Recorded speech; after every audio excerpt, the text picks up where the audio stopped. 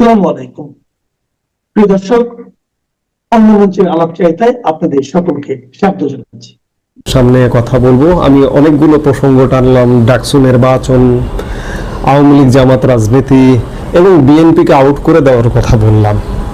আমি আসলে ডাকসু নির্বাচন নিয়ে কোনো কথা বলতে চাইছিলাম না, কিন্তু কথা না বলেও চলে না, যার কারণে কথা বলতে এলাম।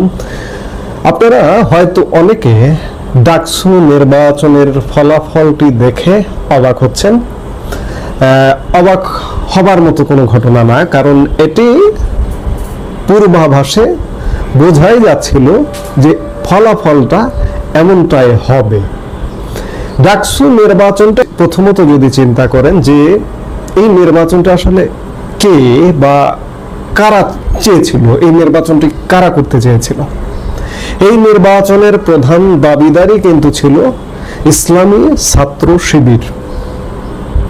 সেই জায়গা থেকে তাদের দাবির প্রেক্ষিতে ডাকসু নির্বাচন অনুষ্ঠিত হলো এবং বিভিন্ন বিশ্ববিদ্যালয়ের নির্বাচন পাইপলাইনে আছে। আগামীকালকে 11 সেপ্টেম্বরও একটি বিশ্ববিদ্যালয়ে, জাহাঙ্গীরনগর বিশ্ববিদ্যালয় ছাত্র সংসদ নির্বাচন অনুষ্ঠানের দিন ধার্য আছে। আগামীকালকে জাহাঙ্গীরনগর বিশ্ববিদ্যালয়ে ছাত্র সংসদ নির্বাচন হবে। আমি বলছিলাম যে ফলাফল, ডাকসু নির্বাচনের ফলাফলটি, ডাকসু নির্বাচনটি কেন শিবির করতে চাইল, তাদের সকল জরিপ ফলাফলে তারা অন্ততপক্ষে এটি তাদের ফলাফল ছিল যে ডাকসু নির্বাচনে তারা সফল হবে। দেখুন, শিবির দীর্ঘদিন ঢাকা বিশ্ববিদ্যালয়ে গুপ্ত রাজনীতি করেছে। 1 বছর আগেও শিবির প্রকাশ্য রাজনীতিতে ছিল না। এমনকি এই যে বৈষম্য বিরোধী ছাত্র আন্দোলন, গত বছর যে সরকারি চাকুরিতে কোটা আন্দোলন, সেই কোটা আন্দোলনেরও কিন্তু নেপথ্যে ছিল ইসলামী ছাত্র শিবির।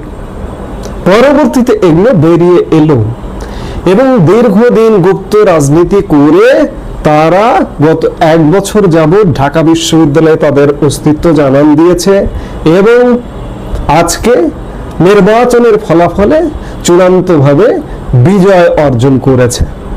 আপনি ডাকসু নির্বাচনের ফলাফল যদি বিশ্লেষণ করেন, দেখবেন যে ম্যাক্সিমাম পদে শিবির জয়ী হয়েছে এবং এই জয়টাকে যদি বলেন ভূমিধস জয়, তাহলে তাই। ডাকসুতে সম্পাদক পদ আছে মোট 12টির মধ্যে 9টি পদে শিবির জয়লাভ করেছে এবং প্রত্যেকটা পদে বিপুল ভোটে জয়লাভ করেছে। আপনি যদি ভিপি পদে চিন্তা করেন, ভিপি পদে নির্বাচিত হয়েছেন সাদিক কায়েম, তিনি ভোট পেয়েছেন 14,042 ভোট। তার নিকটতম প্রতিদ্বন্দ্বী প্রার্থী ভোট পেয়েছেন আবিদুল ইসলাম খান আবিদ, 5,780 ভোট। ভোটের বিচারে প্রায় 9,000 ভোটে এগিয়ে। জিএস পদে নির্বাচিত হয়েছেন SM ফরহাদ, শিবির সমর্থিত, তিনি ভোট পেয়েছেন 10,794। তার নিকটতম প্রতিদ্বন্দ্বী ছাত্র দলের তানভীর হামিম, তিনি পেয়েছেন 5,282 ভোট। বৈষম্য বিরোধী ছাত্র আন্দোলনের প্রার্থী আব্দুল কাদের পেয়েছেন ভিপি পদে 1103 ভোট। জিএস পদে বাকের মজুমদার পেয়েছেন 2131 ভোট এবং স্বতন্ত্র শিক্ষার্থী ঐক্য পরিষদের উমামা ফাতেমা ভিপি পদে পেয়েছেন 3389 ভোট এবং জিএস পদে পেয়েছেন সাদি ভুইয়া 271 ভোট। প্রতিরোধ পরিষদ তাসনিম ইনি ভিপি পদে ভোট পেয়েছেন 68 এবং জিএস পদে মেঘ মোল্লার বসু ভোট পেয়েছেন 4,949। স্বতন্ত্র প্রার্থী শামীম হোসেন ভিপি পদে ভোট পেয়েছেন 3883 এবং জিএস পদে আরাফাত চৌধুরী ভোট পেয়েছেন 4,044। এখন যাই হোক, যেটি হোক, ভিপি জিএস এর ভোটের সমীকরণটা আমরা দেখলাম। আপনি যদি শিবিরের সাথে হিসেব করেন, অন্যান্য যে প্রার্থীরা সবাই মিলে যে ভোট, সেই ভোটটা জোড়া দিলেও শিবিরের ভিপি এবং শিবিরের জিএস এর ভোটের সমান হবে না। এই নির্বাচনে খুব লক্ষণীয় একটি বিষয় যে জুলাই আগস্টের সরকার পতনের মূল যারা ছিলেন, যারা সামনের সারিতে ছিলেন, বৈষম্য বিরোধী ছাত্র আন্দোলন বা সেখান থেকে আজকে এনসিপি গড়ে উঠেছে, তাদেরই ছাত্র সংগঠন বৈষম্য বিরোধী সংসদ, তাদের কিন্তু ভয়ঙ্কর, তার একদম সর্বনিম্ন ভোট পেয়েছে। অর্থাৎ এই নির্বাচনটি এটি পরিষ্কার করে দিল যে বৈষম্য বিরোধী ছাত্র আন্দোলন আসলে কিছু না, তাদেরকে জাস্ট সামনে রাখা হয়েছিল। মূল ভূমিকায় ছিল শিবির, এবং শিবির তার ফলাফল ঘরে তুলেছে। অর্থাৎ 2024 সালের 5 আগস্ট মূল সুবিধাভোগী বা উপকারভোগী শিবির, এবং তাদের যে দলটি জামাত, এবং জামাত মূল উপকারভোগী। আজকে ডাকসুর নির্বাচনটি যদি আপনি বিশ্লেষণ করেন, চিন্তা করেন, তাহলে বিএনপির রাজনীতি কোথায়? বিএনপির রাজনীতি শূন্যের কোঠায় নেমে যাবার অবস্থা। আপনি দেখুন যে গত 1 বছরে বিএনপির রাজনীতি যদি পর্যালোচনা করেন, মহা বিতর্ক রাজনীতি। আওয়ামী লীগের 16 বছরের অনেক ভালো কাজ ছিল, ভালো কাজের সাথে অনেক বিতর্কিত কর্মকাণ্ড ছিল। সেই বিতর্কিত কর্মকাণ্ড, ভালোটা নয়, সেই বিতর্কিতর ধারাবাহিকতা আজকে গত 1 বছর যাবৎ আবির্ভূত হয়েছে বিএনপি। এই বিতর্কিত কর্মকাণ্ডের ফলাফল আজকে বলবো যে ডাকসু নির্বাচন, এবং এই যে বিতর্কিত ফলাফলটি, এটি দীর্ঘস্থায়ীভাবে জাতীয় নির্বাচনে প্রভাব ফেলবে। আমি শুরুতেই আলাপটা করেছিলাম যে বিএনপি আউট, আগামীর রাজনীতি বাংলাদেশে জামাত শিবির এবং আওয়ামী লীগের মধ্যে হবে। তবে কথা থাকে আওয়ামী লীগের মধ্যে হতে পারে, আওয়ামী লীগ যদি 16 বছরের কৃতকর্মের ভুল ভ্রান্তি ত্যাগ করে শুদ্ধভাবে আসে, তাহলেই জামাত শিবিরের সাথে প্রতিদ্বন্দ্বিতাপূর্ণ রাজনীতি হবে, নইলে আওয়ামী লীগও ছুটে পড়ে যাবে। আজকের ডাকসু নির্বাচনের ফলাফল কিন্তু এটি বলছে, কারণ অতীতের মানধাত্তার আমলের রাজনীতি দিয়ে অন্ততপক্ষে আগামীর বাংলাদেশ যেভাবে তৈরি হচ্ছে, এটিতে টিকে থাকা কঠিন। কারণ আপনারা খেয়াল করেছেন যে গত 1 বছরের বিএনপির রাজনীতি যদি আপনি খেয়াল করেন, তাহলে অতীতের মানধাত্তার আমলের একে মারো, ওকে দখল করো, ওকে ফাটাও, ওকে ধরো, এই রাজনীতিতে বিএনপি এখন পর্যন্ত বিশ্বাস করে, যার ফলাফল ডাকসুতে হয়েছে। অন্যদিকে আপনি দেখুন যে গত 1 বছরের শিবিরের রাজনীতি বা জামাতের রাজনীতি যদি দেখেন, জামাত দখল করেছে, একথা অস্বীকার করবার কোনো উপায় নেই। আমরা বিভিন্ন আলাপ আলোচনায় আমরা বলি, বিভিন্ন জন বলে, জামাত কিন্তু যে জায়গাটা দখল করা দরকার সেই জায়গা দখল করেছে। ইন্টেলেকচুয়াল জায়গা, সরকারের উপর প্রভাব বিস্তার, সরকারের মূল কেন্দ্র সচিবালয় থেকে শুরু করে, শিক্ষা প্রতিষ্ঠান থেকে শুরু করে বিভিন্ন জায়গা, তারই ধারাবাহিকতায় নির্বাচিত প্রতিনিধির মাধ্যমে ঢাকা বিশ্ববিদ্যালয় ছাত্র সংসদ দখল করলো। এটাই কি তাহলে বাংলাদেশের বর্তমান চিত্র? যদি বলেন এটাই বর্তমান চিত্র, তাহলেও ভুল হবে না। আবার যদি বলেন যে ব্যাপক কারচুপি হয়েছে, কারচুপির মাধ্যমে এটি হয়েছে, সেটি কতটা ধপে টিকবে সে ব্যাপারেও যথেষ্ট সন্দেহ আছে। আপনি চিন্তা করুন যে ডাকসু নির্বাচনে মূল রাজনৈতিক দল হচ্ছে ছাত্রদল এবং ইসলামী ছাত্র শিবির, অন্যান্য যেগুলো আছে সেগুলো ছোটখাটো। এখন এই দুটো পার্থক্যের মধ্যে ছাত্রদলকে কেন ভোট দেবে? কেউ কি 5টা কারণ বলতে পারবেন যে ছাত্রদলকে এই কারণে ভোট দিতে হবে? গত 1 বছরে কোনো ইতিবাচক কর্মকাণ্ড আছে যে যার কারণে ভোট দিতে হবে ছাত্রদলকে? কিন্তু ছাত্র শিবিরকে কেন ভোট দিতে হবে? গত 1 বছরে ছাত্র শিবির সহিংস কর্মকাণ্ড, মানুষের অন্ততপক্ষে জনমনের ছাত্র শিবিরের ব্যাপারে কোনো অভিযোগ, খুব গুরুতর অভিযোগ, কোনো দখলদারিত্ব বা নোংরামি, যে অভিযোগগুলো সামাজিক বিশৃঙ্খলা সৃষ্টি করে, এমন কোনো অভিযোগ সম্ভবত সামনে আসেনি।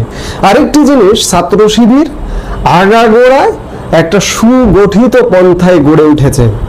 আপনি শুধুমাত্র একটা কথা যদি চিন্তা করেন যে ছাত্র শিবির নিজেদের, অন্ততপক্ষে তাদের নিজেদের কল্যাণের রাজনীতি করে। কিভাবে কল্যাণের রাজনীতি করে? একটা অসচ্ছল শিক্ষার্থী, তার পড়ালেখার খরচটাও ছাত্র শিবির চালায়। নিজ দলের অসচ্ছল শিক্ষার্থীর পড়ালেখার খরচটা ছাত্র শিবির চালায়। আবার পড়াশোনা শেষ করে আপনার কর্মসংস্থান দরকার, সেই কর্মসংস্থানের নিশ্চয়তাটাও দেয় ছাত্র শিবির। কিন্তু আপনি ছাত্রদলে যান, ছাত্রদলের কোনো কর্মীর পড়াশোনার খরচ চালায় ছাত্রদল, কিংবা বিএনপি খরচ চালায়, এমনটা কি শুনেছেন? শোনেননি।